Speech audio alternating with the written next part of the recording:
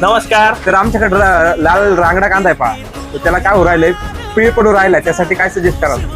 रांगडा कांदा जर का पीळ पडत असेल तर त्याला आपण टाटा कंपनीचं ताकद म्हणून एक बुरशीनाशक आहे ते वापरलं तर पीळ पडण्याचे जे प्रमाण आहे ते कमी होतं. त्याच्यानंतर आपल्याकडे Z78 वापरू शकतो आपण त्याला, किंवा कर्जेटचा स्प्रे घेऊ शकतो. त्याने पीळ पडण्याचं कमी प्रमाण संपतं किंवा कमी होतं.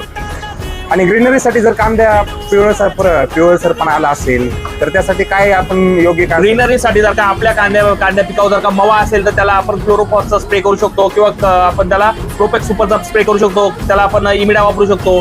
जर त्याची काळोखी टिकवण्यासाठी काळोखी द्यायची असेल तर आपण विद्रो खतामध्ये 12-61 देऊ शकतो, 48-47 देऊ शकतो. अशा असंख्य नवीन नवीन ग्रेड आलेले आहेत त्या वापरू शकतो व त्याने काळोखी व पातीची संख्या दोन्ही वाढेल.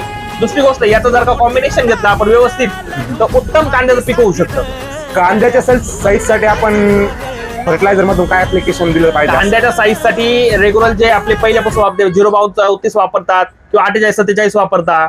शेठ, तुम्ही खूप छान माहिती दिली, त्याबद्दल तुमचे धन्यवाद. धन्यवाद.